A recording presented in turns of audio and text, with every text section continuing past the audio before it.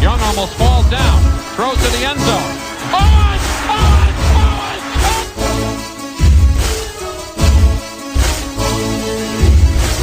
It will change. And I'm not trying to tell you something. It's going to change. It's not like that. Okay, but I want you to understand where I'm coming from. It will change. And it will change because they wanted to change. Not because of me. It will change because they want to be champions. Smith in a gun with Moore on his left hip. Third down, Alex takes the snap. Alex looking, got it, post, and it's good! Touchdown! Touchdown 49! Vernon Davis with the play of his life!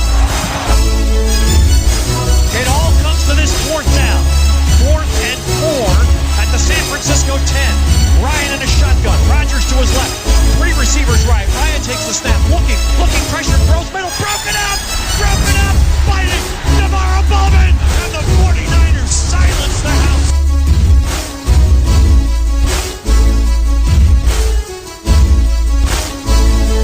Hey, what's up, cunts? We're here, take 2, kinda. We're gonna get right into business today. No fluff at all. 49ers lost this preseason game 16-13. There were injuries, I'm sure. Steve's going to tell you about that. No fluff. Fluff-free podcast. Fluff-free. I'm getting right into fluff. Fuck you, injury. Fucking nonsense, Steve. I was thinking, last year I tried to go talk about the Savage. That didn't work out. I was called the fucking Momo and whatnot. So, What? remember when I was looking for my shtick last year? 2 years ago, I was bringing the heat, and then last year we were looking for the He's trying to shtick. use the word savage. And I was and thought we were going to use the word savage, and you guys just shot me down right out of the gate, and I agreed with it. So this year, I just thought it. This year, we're spewing the sewage all year. We're just spewing that fucking shit. So if you don't like it, suck me. Beautiful. All right, Steve, tell the people who got hurt this week. Okay. Well, in transactions, we signed defensive tackle Chris Jones because... Was that the one just right now we signed, the white guy? Yeah. He was on the team a few years ago, and he actually did all right when he was with us. I don't know what he's been doing since, but that was because defensive lineman Cedric Thornton retired, and we signed defensive back Dexter McCoyle. That name sounds familiar. I'm sure we've signed him in the past. I believe... Was he the guy that we had on our roster in 2016? I think last year. Yeah. Yeah, the name sounds really familiar, so... And we, Terrell Williams Jr., the safety, went to IR, hyperextended knee. There will be no surgery required, but it will take time to heal. Who was that again? Third string safety. Okay. Jerick McKinnon with the calf strain, he's still hopeful for week 1. He's not going to play this preseason. Same thing with Matt Breida, separated shoulder, still hopeful for week 1. Same thing with George Kittle with the separated shoulder, hopeful for week 1. Solomon Thomas still in concussion protocol. Actually, I don't know if he's still in concussion protocol, but he didn't play. No, they are. He still is. They both are. I checked it today. Okay, so he's at practice, no contact. Gary Gilliam is in concussion protocol, and he is at practice with no contact. They're both doing drills, but no contact yet. Okay. And defensive lineman Eric Armstead, Malcolm Smith, defensive back Juan Williams are all doing positional drills but not team drills, and they are unlikely for the preseason games, and they are all hopeful for week 1. And last but not least, CJ Beathard out of practice with a foot sprain. He's day-to-day. Okay. So we had a game against the Texans. That was, you had some nice numbers out of Jimmy Garoppolo. Another bobbled ball interception. What's that? Fucking 9 with his Niner career now? It is unbelievable. Yeah, I think he's had 3 or 4 last year. And that was catchable ball, too. It hit the guy in both of his hands. It wasn't perfect by any stretch. But he got there. He put both hands on the ball, and then... I have a different viewpoint than you guys. Oh. If he had made that catch, we would have said, wow, what a fucking great catch. Right? I didn't look at it that closely. Fully extended. Yeah, I didn't look at it that closely. It was a reach. Okay. And he almost had it. His head coach says he has to catch that ball 100% of the time. Or I'm not his coach. On air to the media, he said that. You wouldn't call a player out like that unless it was a catchable ball. Here's what that's not a good look. Nope. To call your wide receiver out if it's not a completely catchable ball. And I'm going to go... I know I always agree with Rob, but I'm going to take it a step further in a sidestep direction. If you're not going to catch it, don't put it where the other guy's going to get it. you got to bat it down if you're not going to catch it. Well, if I you think just that's let instinct. it go. He's trying to get it. Yeah. No. If you're not going to get it, then you can't let the other guy get it under any circumstance. I don't even have near the football acumen as Kyle Shanahan. I have not watched near the amount of football or coached at any level, played for 2 years. Just based on what I've watched, I think that would have been a very impressive catch had he made it. Based on that opinion, it's hard for me to hold it against him for not catching it. That's just where I come down on it. Yeah, I understand that. Like I said, I just have to, if the coach is calling it out to the press, I have to assume it was catchable. Yeah. Who was that on that? Pettis. Dante Pettis. But All right, but, well, before we go any further, let's just say that Jimmy Garoppolo is clearly the MVP of the NFL. we usually go offense first, but I'm so excited about the offense that I want to save it for last. Okay. All right. Well, I'm just saying that already. It's pretty clear. Hold that there.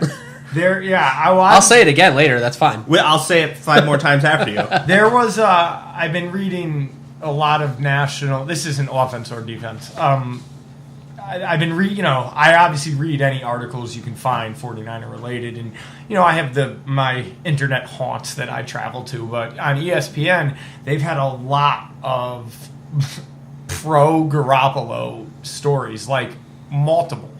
And then there was one today that I read that was very long. I forgot to pass it along, but it deciphered what we know about him, like what is a fact about Jimmy Garoppolo, what we have a pretty good idea about Jimmy Garoppolo, and then what is yet to be seen. You got to send me that. I'd be interested in reading that. Yeah, do it when I stop talking. And it was long. I was like, "Fuck, I'm going to be late for work with this thing." But the one thing I'll take from the story is all the what we don't know about him. A lot of it was like, how well will his line play? How well will his skill players play? It wasn't a lot of can he make the throws or anything along those lines. It really had to do with other people.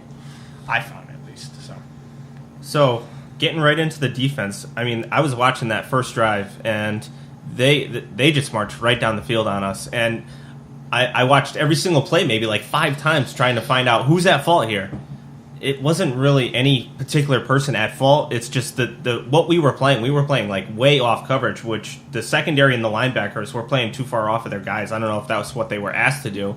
But when I see that every single play, I'm like, all right, well, they're being asked to do this. They're not just out there playing soft because they want to play soft. They're being asked to run a certain scheme. That's what coaches do in the preseason, even if they know it's not going to work. They say, we want to try this out because we know it doesn't fucking matter. So them playing off so far just led to a lot of open throws and guys getting easy grabs all the way down the field. 10-yard play, 12-yard play, 14-yard play, 8-yard play, all the way down into a touchdown. The other thing, too, is if you listen to anyone that was at the practices, every single person keeps bringing up the weather and just how hot it was. And when you're in a normal season, they would have practiced in Santa Clara, they would have flown to Houston, and they would have played the Texans. This week, they flew early, they practiced twice in that heat, and they practice harder than they would normally practice because they're doing drills and going against for practice. Yeah. So that's got to account for something too. And I would guess it probably accounts for why the offense looks so good, as their defense was also beat up from playing in that heat. And also, they're not used to it. The Texans have been practicing in that heat all along, and the 49ers have not. I've said it for years, and I'll say it probably until the day I die. You need better athletes on defense than you do on offense. Of course. Because it's 100% reactionary. Absolutely. As an offensive player, you know what you're going to do. You know where you're going. The other guy has to react know where to you're it. going. The other guy, if you're a defensive player, you have to react to somebody, which takes so much more energy, physically, mentally, than the fact that they had to practice. And that makes a lot of sense, actually. I didn't even think about that. Practicing in the heat for 2 days. And I forget who it was. Somebody was saying that two of the defensive backs, maybe Jimmy Ward and someone else, had played a lot in the state of Texas, and they were talking, and they were like, how did we do this? Like, this is awful. How the fuck did we do this? Even, like, the media guys were saying, like, you'd get out to the field at 9 a.m., and it would be like, all right, this is kind of hot, but bearable. Yeah, one guy at sent 9 a.m. a screenshot of his iPhone. It was the too hot screen. Yeah. I've only gotten that like up in an attic installing air conditioning. I've That's had the it. only time I've ever gotten I've had it more. I mean, I've the had sunlight, it, like yeah, on I've the had dashboard. it maybe a dozen times happen to me, and it's But you certainly wouldn't want to play football in the weather that you're No. getting that. right. no, fuck no, not with pads on. Yeah, right? That's the other thing that like we never consider. Yeah. Like it's the fucking pads and that shit. You're wearing an additional 15 pounds. Yeah. Yeah. Yeah, I mean, we saw an Adrian Colbert missed tackle, which we don't see. Mm-hmm. Everyone seemed to step off. Well, We also weren't playing. Richard Sherman wasn't playing, Mm-hmm. and K'Wan Williams. So two of our starting backs weren't on the field. for some reason, K'Wan Williams has not been being talked about as a starting nickel corner, and it doesn't make any sense to me. I keep hearing based that on- he started. Have you? Yeah. I don't know. He doesn't really sound. Anytime his name comes up, they're like, "Oh, he's in the mix to start." Or, I think that's their way. But if you saw with the first team, it was DJ Reed Yep. this week. I think K'Wan's over him as a I starter. think I would and assume. the way they're talking about it is that he's filling in at nickel. Jimmy Ward getting beaten coverage just continues to be a trend, I think regardless that- of whether honestly- he practices in the heat or not. Wait, what position is he playing? This year, he hasn't played the Corner. same position 2 years in a row. This year, he's out back at outside corner. And I feel bad for that aspect of it because he hasn't been able to master a skill. Well, He's also- been moved all over the defense every single year. Also, without Sherman on the field, he's the number one. Right. So that changes the dynamic. Yeah. But yeah, I don't know. I don't know what to think about him. I've always liked him as a player. I've always wanted so much more than what he's given us, but It's another guy that seems to have what he needs, that got drafted before Lynch and Shanahan took over, that just doesn't seem to be stepping up into that role. if Lynch and Shanahan didn't believe in him, they wouldn't have picked up his fifth-year option. Of course. He's the most expensive player on our defense this year, just by default, because Yeah. nobody on our defense has gotten a big payday yet. His fifth-year option is kind of his big payday, so they wouldn't have done that if they didn't believe in him. Same thing with Eric Armstead. They picked up his fifth-year option for next year. They wouldn't do that unless they believed in the guy. It's true. I don't think. But I don't know. I'm very unsettled on him. Just For whatever it's worth, I feel like the defense almost more than the offense during the preseason is such a stripped down. I mean, I guess you could say the same thing with the offensive playbook, but I feel like you can never really judge a defense in the preseason.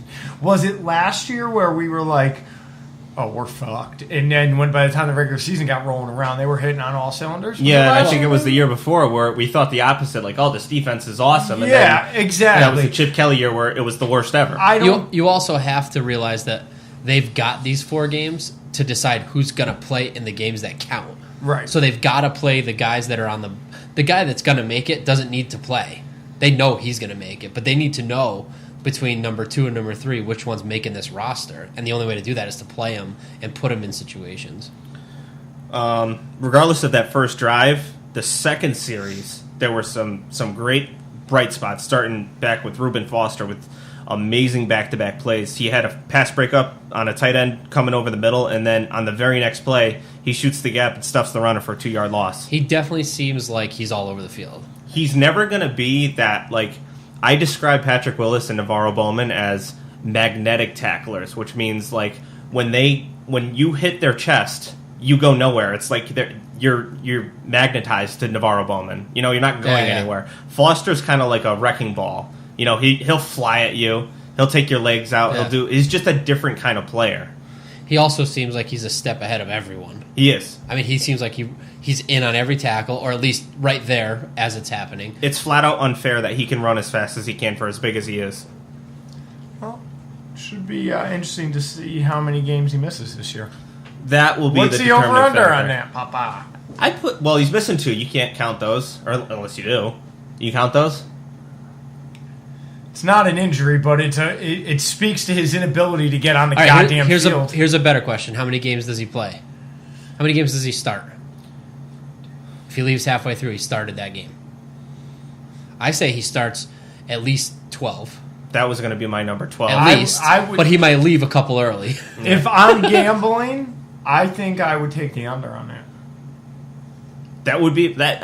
I probably would too. I think I got to lower it a little bit. I think I I'll was lower it to thinking 10. like 11 and a half, Yeah. 11, something like See, that. I could see him playing. I could see him leaving early a couple, but I can't see him missing more than 2 starts. I mean, on top of the 2 suspended Right. starts. He's got the ability to start 14. You know what I mean? Then the question comes: does he start week 3?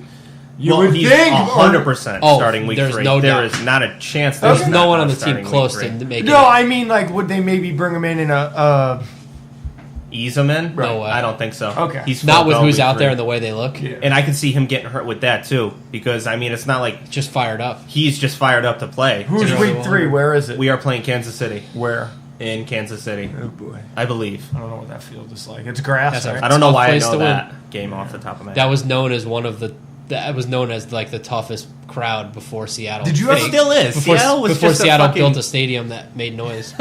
Did you go to a game out there? No, I've been to the park, the baseball park, which is in the same vicinity. Municipal lot. Yeah, like Philly, how they're Yeah. all in the same parking lot. Detroit. Are they all in the same parking lot in Philly? Philly, they're all. Detroit is the same. Philly, way. their basketball arena / hockey arena, baseball park, and football stadium are all in the same parking lot. So you can catch a football game and a baseball game in the same day if you want to. I think they tried not to schedule it that way. Okay. It's really cool though. If it because was you- scheduled that way, you could though. what they do is they put the buildings on different parts and the parking lot in the middle, so you only need one parking lot for all 3 stadiums. It's pretty fucking Okay. smart. Detroit has And like Kansas City's the same way. It's Yeah. baseball and football. There's no arena, but the parking lot serves both. yeah. Detroit has where the Tigers play, and then like half a city block is like Ford Field, and then there's something else right there too. Something else big. So Probably basketball and hockey arena. Durr. You've been to Detroit?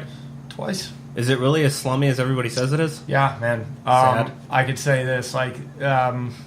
It's funny. Detroit was brought up in the racial debate with my father not too long ago. But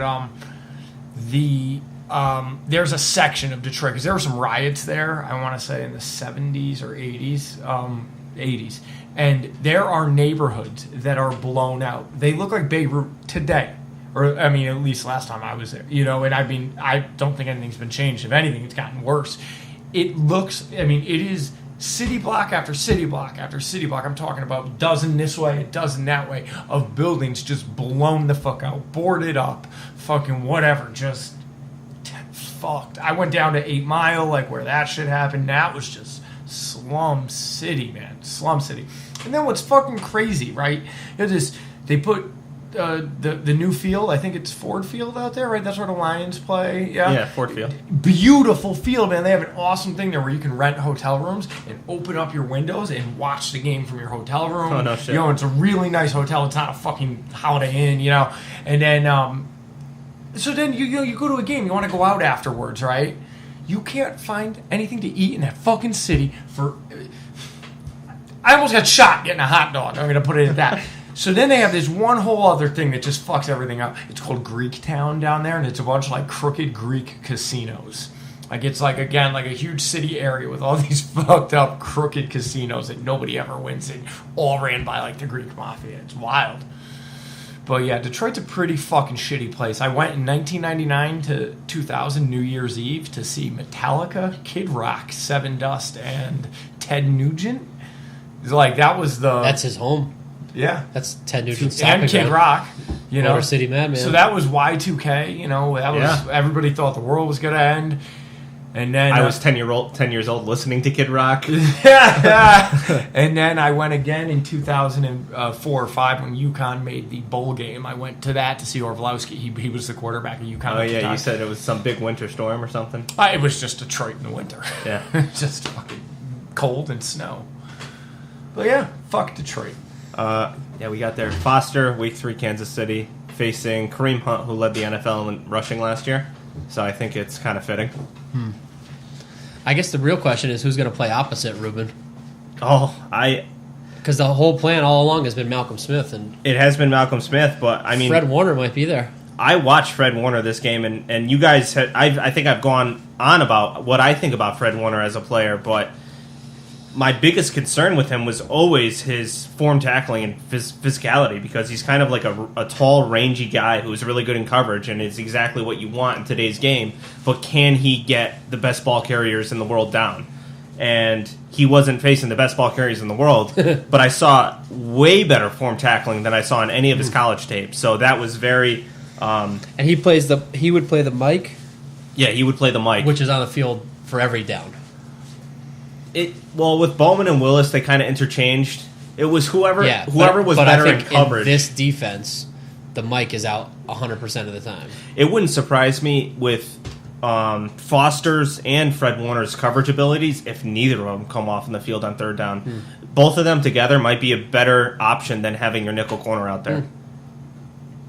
I have a thought on Fred Thomas's tackling. Warner? Yeah. What did I say? Fred Thomas. The fuck is Fred Thomas? I think he's the burger guy. I was just say who's he? He's got the redheaded daughter.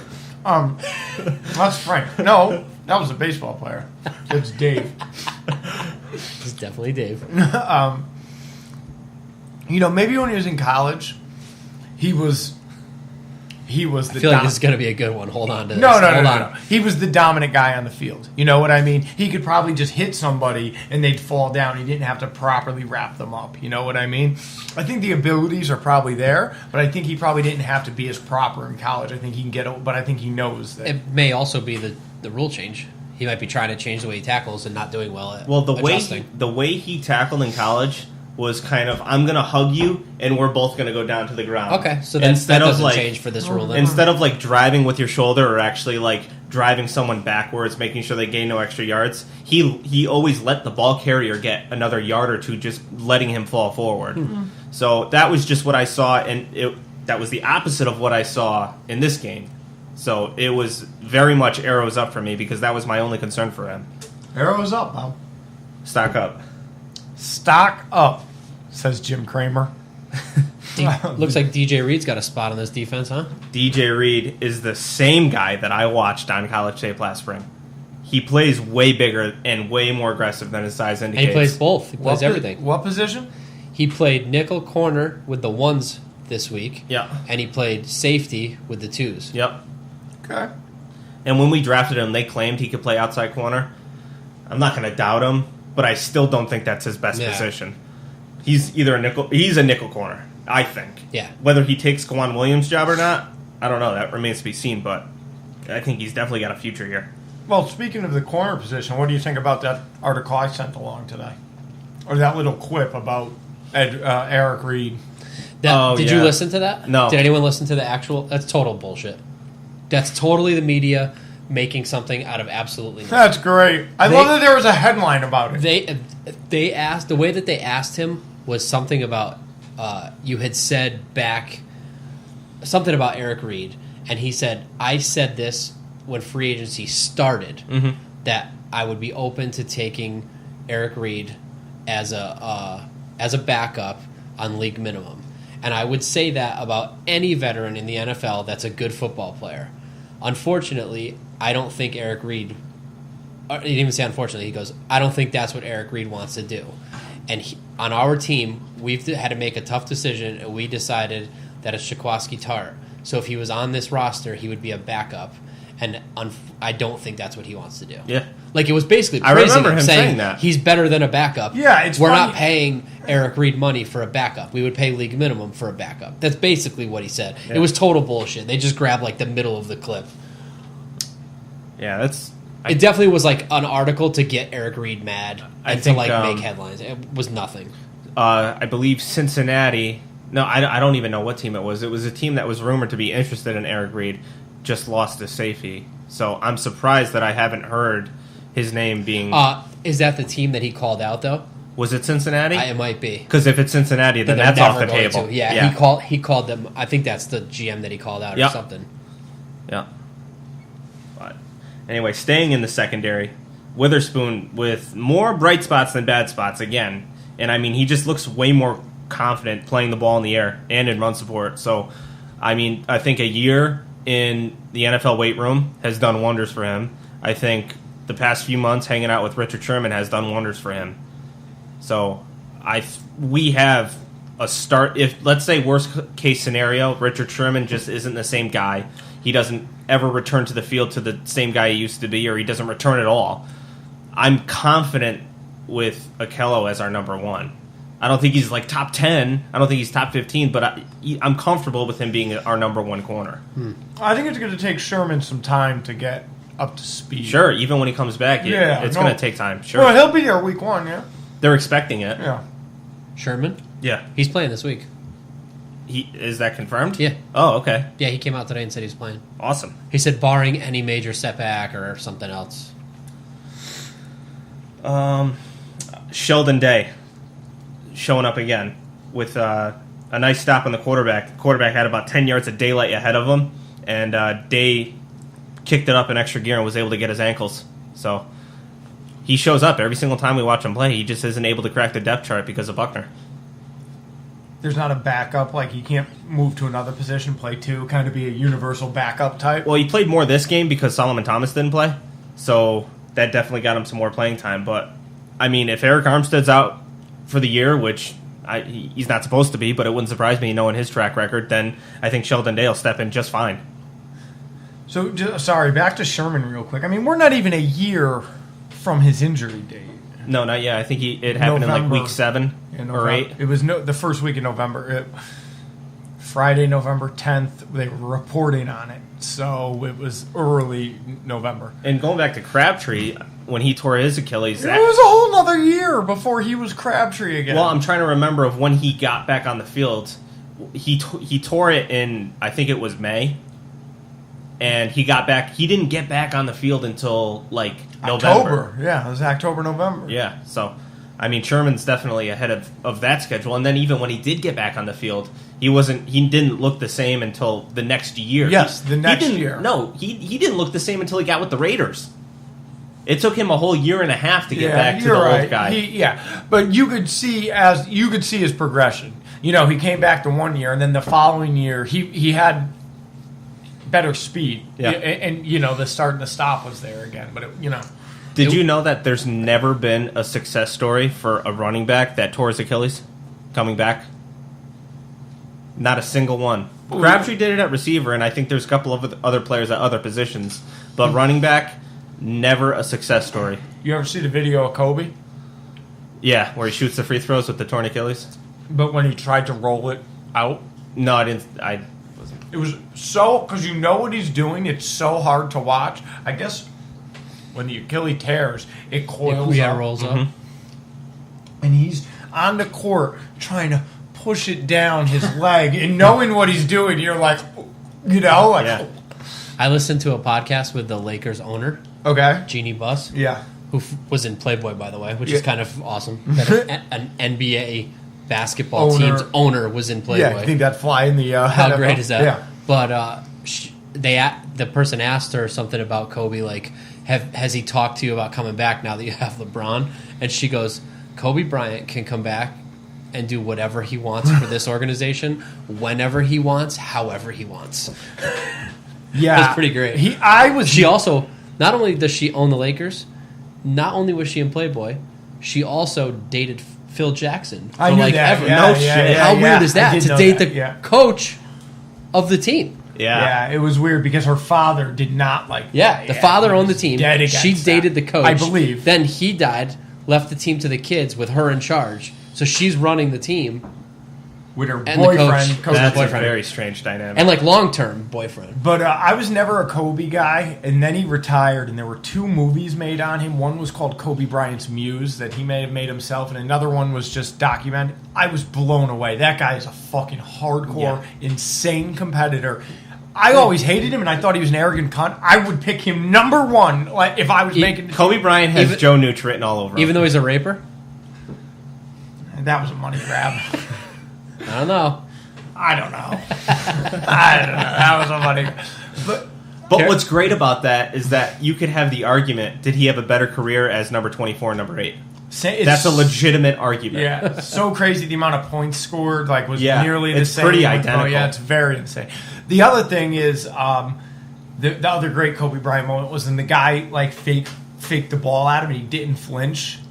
I never saw that. Oh my god, I'll find the video while we're here. So it was an inbound pass and Kobe was on defense and he was standing there in front of the guy inbounding the ball and the guy was aggravated with Kobe Bryant's arrogance. So he went like that with the ball, like this far away from Kobe's face, and he wasn't expecting it. And Kobe just did not fucking move an inch. Just stonewalled him. Anybody would have been, no question. You, me, anybody.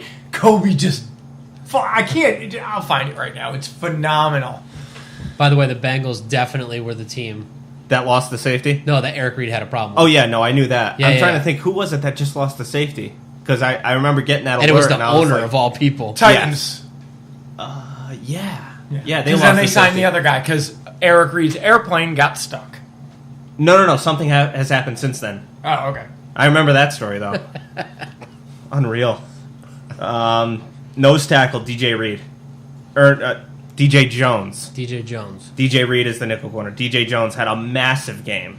And, I was hearing somebody, Tim Ryan, who was a defensive lineman, so he's got a little different insight, saying don't be surprised if he takes the starting spot away from Earl. I was just going to say that. I mean, the way, granted, he's playing against second-teamers, and he's a second-teamer himself, but he looked like a man amongst boys out there with his size. Like, the running back legitimately bounced off his chest. Third-round pick, Tavarius Moore with a huge pass breakup that ended up leading to an interception. I mean, that guy's arms are just a million inches long, and he's able to reach around receivers like it's nothing.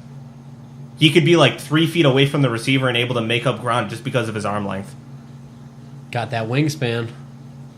And I put on here, my biggest defensive concern is the lack of an effective pass rush from the outside, which doesn't surprise me because we didn't seem to address the issue in any big way this offseason.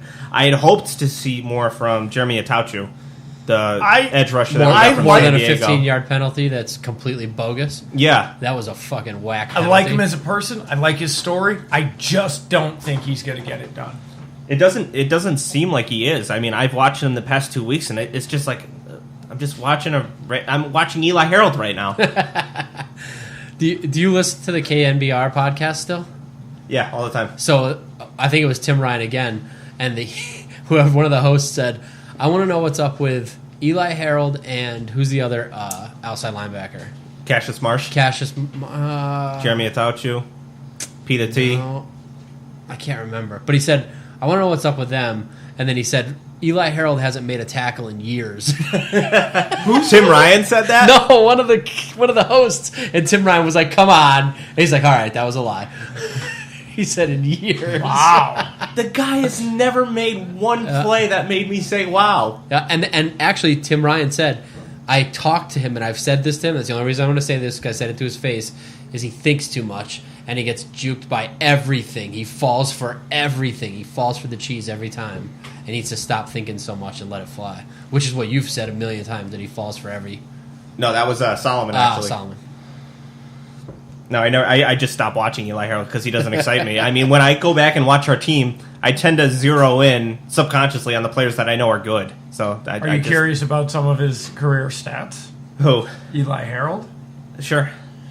Okay. Well, Mr. Harold has played in 48 games. He started 25 of those. What, 2 sacks?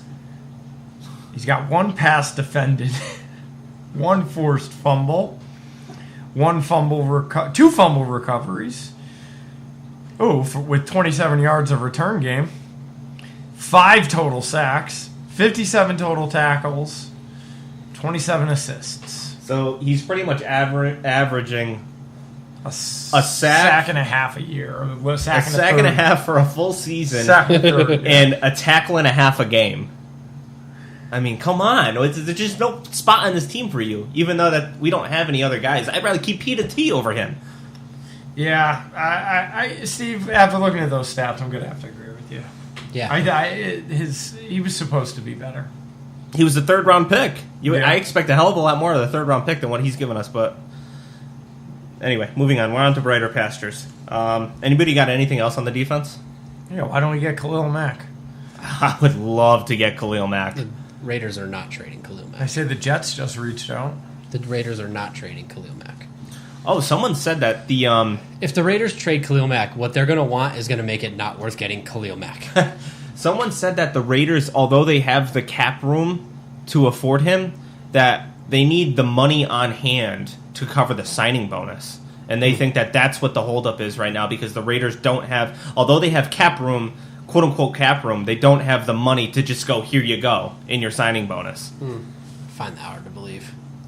I don't know. They're not just- trading him, I'll tell you that. Unless what they get is so ridiculous. I mean, why haven't they had... No talks, nothing? Yeah, who knows? It's weird, man. And then you got John Gruden there. Tell me you wouldn't be surprised if he was the kind of guy that said, I don't need him anyway. That's fair. If it was anybody, it'd be John Gruden that would say that about the reigning defensive MVP. Oh, no, I just Donald read a story about him too. That's going to implode.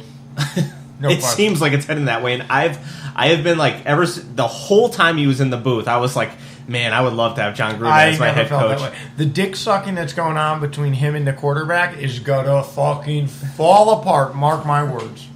The whole thing. That's like a relationship when they're on Instagram and everybody they're MCMing it and WCWing it and they're in love every day, and then 6 weeks later they're broken up.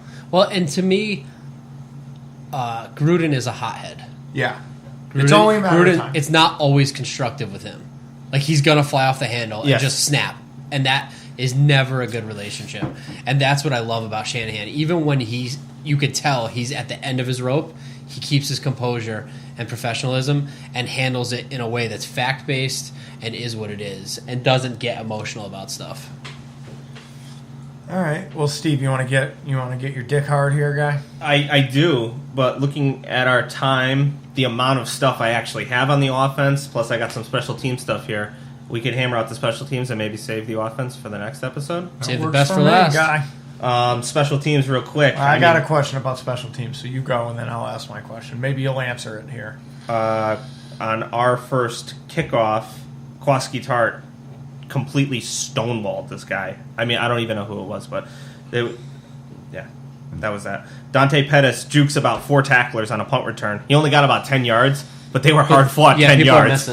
People are missing. Raheem Mostert got the bullshit flag on the textbook tackle. Yeah. That was probably the biggest hit of the game, and the only reason he got flagged for it was because it was a big hit. It was clean, but absolutely did not lead with the head. no. And DJ Reed had a really big kickoff return. So Dante Pettis led the NCAA in return touchdowns last year. I believe DJ Reed was second in all the categories. No so shit. we got the number 1 and number 2 returners. And it looks like DJ will probably be kicks and Dante. Yeah, punts. Dante. I don't think Dante has taken 1 kickoff yet. Yeah, I think I saw him take, but who knows? But I'm guessing it's Dante for punts, DJ for kicks. They might be interchangeable if one gets hurt. I would feel comfortable saying that our special teams touchdown drought that has been going on since 2011 ends this season. You think so? I think All so. right. I think it ends this season. We'd all be happy to see that. I don't have to keep talking about it anymore. At least for another 7 years. So my question is, does the creepiest player in the NFL make this roster, or is this other guy going to get the gig? He had a nice punt right inside the 20 this weekend. Who? Pinion. So what about the other guy? I haven't heard Jack about that guy. I don't know. Dying to know what goes on there, guy. Because, I mean, listen, who's- Pinion does his job well, but he's a fucking creep. The writing's on the wall. I see they're taking turns doing kickoffs too. Have you seen that? Yeah. Like sometimes it's Pinion and then someone's kicking lefty. Is that Gold? Does he kick lefty? No, Gold is not left. So it must be that other So it's got to punter? be the backup punter. Because Yeah, we don't have a backup I kicker. see him I don't every think. once in a while kicking lefty, kicking off instead of righty. I haven't noticed that. In fact, this week there was a penalty on one of the kickoffs. We kicked it lefty with a penalty and then switched, and Pinion kicked it off. It was weird. Anyway, that's it for special teams. I have way too much on the offense to get into it in this episode. We are at about 38 minutes. So why doesn't he, first of all, start and read those other reviews? Yeah. So, okay, well, first of all, what we'll say is, hey, season's kicking up, so make some donations. Patreon, /Gold Blooded Podcast, pay us, duck it, so we could, we were discussing some of the efforts we're going to make to bring a better product to you, so we're going to try to do some of these things. All right. Drop us an email, because you make us better. goldbloodedpodcast@gmail.com. Check out the Instagram, Gold Blooded Podcast, one word. Michael Curran doing things over there. I believe there's a Twitter, something, Gold Blooded Pod or something like that. I don't know. We'll figure it out. It's cross-promoted on the Instagram, so you can at least find it through there. And, all right, now Steve, or rather Chris, found some reviews on some weird place, some other fucking bizarre avenue people have for listening to us, called Lipstick. I think it was on the dark web. Yeah, dark webbing it with the lipstick password. And what do you got, guy? It's on Libsyn, which is our Lipstick podcast host, and I don't monitor them, but these are from March. we have Jimmy 2 times. Good old Jimmy 2-time. What's up, guy? Yo, booty bumpers, what's up? At my boy's pad chilling, and he put you guys on. So I'm here doing my part / tight ass show, and it will only get tighter, I'm assuming, with all this hope coming into next season. We should kick some ass. What game are you guys most looking forward to watching? McKinnon versus his old team in the Vikings, Shermdog versus Seattle, Richburg versus Giants, Bears, Aaron Lynch versus 49ers. Definitely the Seattle games. My first No game, doubt about it. week, Yeah. week 1, I just want to get it started. Yeah, I just I'm want with you this on week 1. show the going. fucking Vikings, one of the Yeah. story teams from last year, just shove Just- it right up their ass. But McKinnon isn't like an outgoing loud guy. Sherman No, is going to be I see shit that talking. aspect of it. He's going to be shit talking The fans. the coach, everyone on Yeah, that fucking that is going to entire be team. good. The week leading up to that is And they shall be always good. say, like, when you practice against your team, but you can't really go all out. And then when they get that chance, like, he's been going against some of those receivers for years in practice and not able to really put a fucking hurt on. Doug Baldwin. He's going to be looking to take someone down. And also, I'm fucking pissed that Michael Crabtree isn't still a Raider because we finally play the Raiders this year, and we don't play the Baltimore Ravens where Crabtree is now. Why you want that? Sherman against Crabtree with Sherman on our team? Oh, That's kind of funny. yeah. I mean, come on. that would be so hard for me. That would be so hard for me. I You mean, mean you would be so hard for that? Just for the entertainment, like, Yeah, you might be right. I mean, with there's no love lost between my feelings and Crabtree, but I don't hate the guy. that. Yeah, you're just a racist. He didn't leave. They didn't sign him. Yeah. It's fine. It's fine, I guess.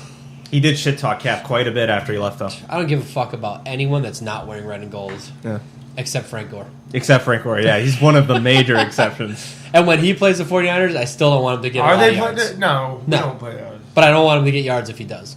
Nah, he- Again, we get to see him this weekend, Yeah, but he's in Miami. Frank Gore could play the 49ers and get 195 yards and 3 touchdowns on the ground. I'd be pumped as long as the Niners got the W. Wouldn't give a shit. All right, Chris, on to the next lipstick lover. And then we just got Jesse. Well, you had one you read before. That Yeah.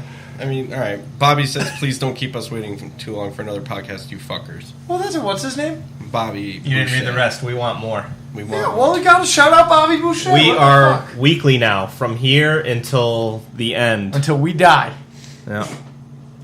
as a team. And then we just got Jesse, Big Jess 1023. Hey, what's up, guys? Jess. I'm sober AF right now, waiting for you guys to air. I always pull the bong out for your podcast, and my bong only comes out on special occasions. Anywho, what was your guys' favorite free agent signing and thoughts on a first-round target for the 49ers? Okay, so this was obviously before the draft. These are from March. After free agency, before the draft. Favorite free agent signing? I don't know. It's hard to say. He gave you the ball. He was going to give it right back, guy. No, he thinks we're fucking friends. All right, so Joe has a couple of cats, and Rob is The best. very allergic and doesn't like cats in general or their demeanor, and the cat just keeps rubbing up against Rob. So that's a little peek behind the curtain right now. Now we're throwing water at the cat to try to get the cat out of the room, and it's not really working. Throw the full glass at him. All right. He's a nice guy. All right. Favorite free agent signing? I think the one that's going to end up making the biggest impact is not going to be the one you think I'm going to say. I think it's going to end up being Weston Richburg on the at the center position. If he can stop with the fucking penalties. What are they getting him on? Yeah, he had a unnecessary roughness penalty after a play. Well, he had a holding penalty, and then on that same hold play, he had unnecessary roughness. So we lost yards for the hold, and then they tacked on another 15. So it was 25-yard penalty. first and Oh, my 35. Jesus. As long as it's not a false start. And they called it unnecessary roughness, I think, but it wasn't. It was unsportsmanlike. He said something to the ref. Yeah, is that what it was? Yeah, after the flag, he said something to the ref that got him the 15. I don't know. I kind of like to see that. I mean, it happened in the preseason, but I like to know when a guy has that attitude and when he doesn't. Like, if Eric Armstead got flagged for unnecessary roughness, I would be like, yes, finally. You're not just like calm, cool, and collected all the time. There's actually something there. You're not a beta. Everyone Yeah. says DJ Reed is that guy on the defense. Yeah. They said he's been in everyone's face. getting everyone fired up. I'm not a fan of penalties, but I like to know when a guy has that and when he doesn't have that. So Little fire. Where's the clock? We're at 45. I just want to say real quick, too, for all the people who have been hounding me about being on Google Play, we are officially finally up there. Oh, go fuck yourselves. Google Play. Chris said it. Real sly. Go fuck. Are we still on Podbean? We're still there. Yo, we will Podbean. Once I figure out how to Beat it get to logged pods. into Podbean again, we'll go into that world. Podbean, continue your support. We support you. Fuck you.